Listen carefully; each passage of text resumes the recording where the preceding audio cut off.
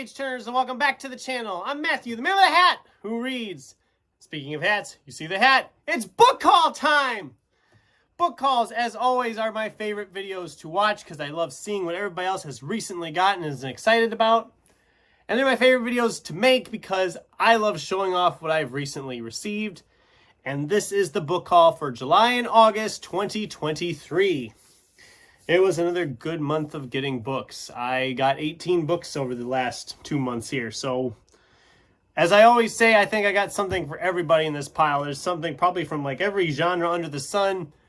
We're not going to waste any more time. Let's dive in first with some non-books, but are bookish items. Starting with this, I completely spaced it until I was like halfway through filming the last book haul. But my girlfriend for my birthday got me these Harry Potter and Prisoner of Azkaban socks, which, as you know, is my favorite Harry Potter book. I can't believe I forgot to grab them when I was going to film the video. I had them out and then I just completely spaced off on grabbing them for the video. But now I can finally wear them. I've been waiting just to have them in the video. But then these other things I found. This was in a antique mall, which I got some books there too. No, I didn't get books there. Never mind. But I found this and I thought it was a cool little ornament with the Cat in the Hat. I mean, it was $3 and it looks cool. And it's a bookish thing. It's the Cat in the Hat. Dr. Seuss is one of the greats. And then I recently got this magnet with Isaac Asimov and a quote, "Any book worth banning is a book worth reading." Which is true, in my opinion. Banning books is wrong, people. Okay, now to get into the stuff you actually want to get to here. The books. So, I had an order that I had made through Edward R. Hamilton Bookseller Company. I ordered from them a lot, almost too much probably. It's where most of my books seem to come from anymore. And I got 4 from them this last time. This first one, Sin at Sin's Book Nook, read it like a year ago, I think. And they had it in the catalog on the website, so I picked it up. Here on Ennis's Leech, this is kind of a sci-fi horror-esque novel. I love this cover. I think this cover is really cool. If I remember right, it's like a parasitic type thing inside people or something. Yeah. Taking root in young minds and shaping them into doctors. I mean, it looks and sounds creepy and dark, and I will read this at some point. Not sure when, probably not until next year. That's probably going to be the case with a lot of these, unless I say otherwise, just because we're getting down towards the end of the year, and I've got way too many books I still want to read.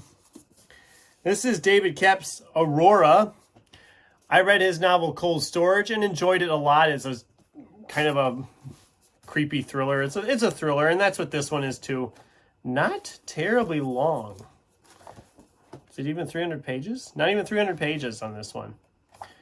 Let's see. In Aurora, Illinois, Aubrey Wheeler is just trying to get by after her semi-criminal ex-husband splits, leaving behind his unruly teenage son. Then the lights go out, not just in Aurora, but across the globe. A solar storm has knocked out power almost everywhere. And we'll leave it at that for right now. But I liked his writing style on Cold Storage. I do want to reread Cold Storage at some point, but his follow-up, I mean, it's a nice hardcover, and it sounds good. I like this stuff enough to give it a try. Then we have an oral history. This is They Shouldn't Have Killed His Dog, the complete uncensored ass-kicking oral history of John Wick, Gun Fu, and the New Age of Action. John Wick is a fantastic movie. If you haven't seen it, the writer of this one, or writers of this one, is the same one that did the Secrets of the Force oral history I read last year in Sci-Fi September. So I love oral histories, especially on movie franchises, because they're just so interesting. Getting behind the scenes and actually hearing it from people who were there, they're so fascinating to me. And I'm a big movie guy anyway, so obviously I'm going to enjoy this. As I am going to enjoy this one, because I love movies so much. This is Underexposed, the 50 Greatest Movies Never Made.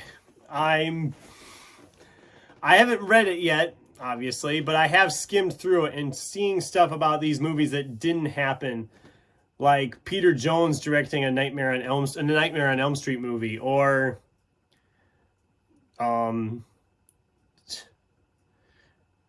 different Quentin Tarantino movies that didn't happen. Ridley Scott originally trying to do I Am Legend, George Miller's Justice League movie. I just can't wait to dive into this one because I'm a big movie person, as I said before. And, oh, there we go. How about Keanu Reeves, guys, as Plastic Man? That actually almost happened. So, I mean, it'll be interesting because seeing this background stuff and, oh, there we go. Teenage Mutant Ninja Turtles 4. There's a lot of illustrations. I'm just very interesting because I love behind the scenes stuff like that. And I have a feeling I will really enjoy this a lot when I get to it. I need to pick it up. I'm making a long video here. So then I was to a Half Price Books in Madison. Didn't find a lot, but I found a few. I found another James Bond novel from John Gardner. This is Death is Forever. Like I said in the last book call, I've been trying to get my hands on all these so I can do a nice reading/reread project. This is Cormac McCarthy's All the Pretty Horses. It says it's a modern-day Western full of horses and gunplay and romance. So I figured it'll be good for June on the Range next year because I don't really have any other Westerns on hand, so I got to start getting some gathered up. This is The Man Who Invented Christmas, How Charles Dickens' A Christmas Carol Rescued His Career and Revived Our Holiday Spirits by Les Standiford. They did a movie of this a few years ago, and the movie was really good. I didn't know there was a book originally, so this will be a good one to read in December. I'm thinking of picking this up for Christmas this year yet.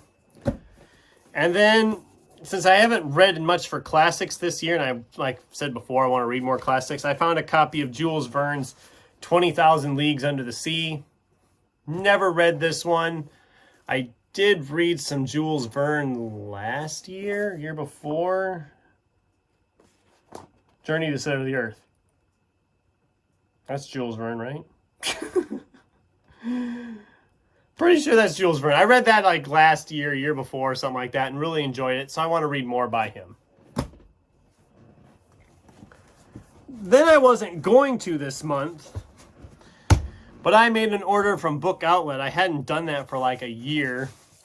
And before anybody says, well, you already bought so many books, this is not my fault. This is Ginger Bibliophile's fault. That's right, I'm blaming you. Because she told me they had the last 2 books of Matthew Riley's Jack West Jr. series for decent prices on hardcover. I was trying to get them all on mass market paperback, but I've waited like 3 years for these in mass market, and they never came out. So this was the cheapest I ever found them. I think one was $8 and one was $9, I think is what it was. But I've loved this series. I'm obviously going to like these.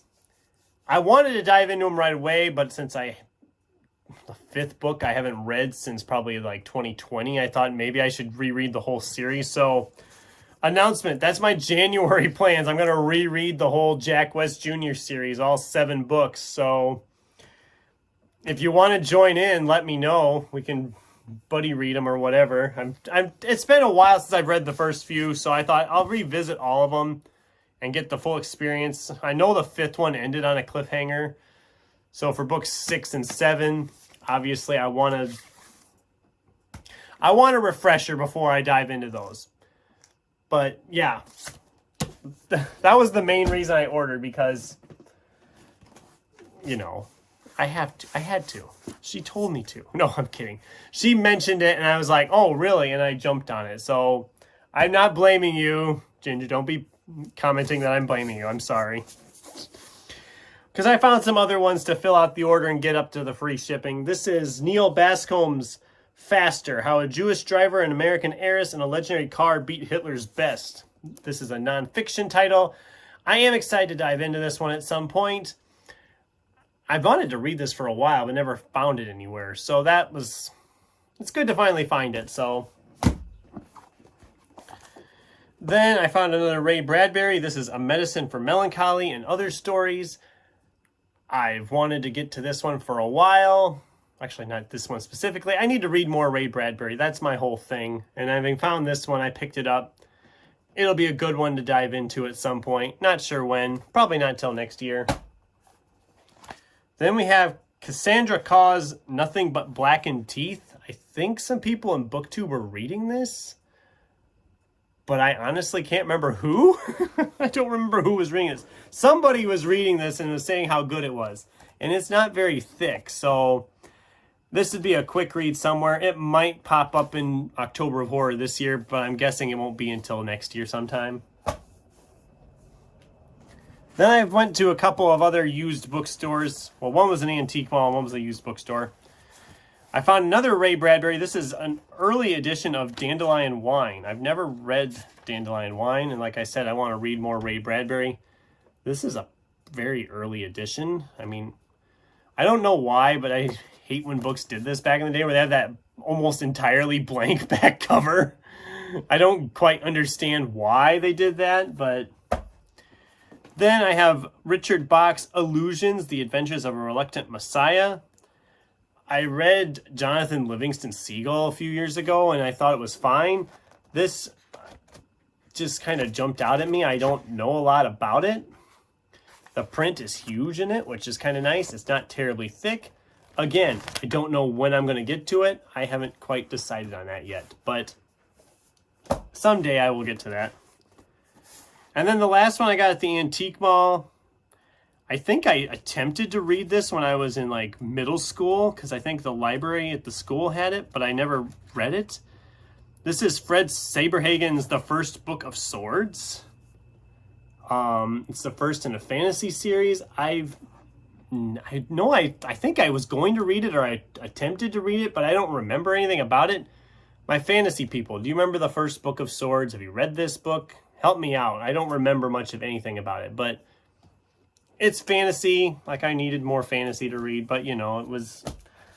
I mean, all three of these were like $1 a piece, I believe.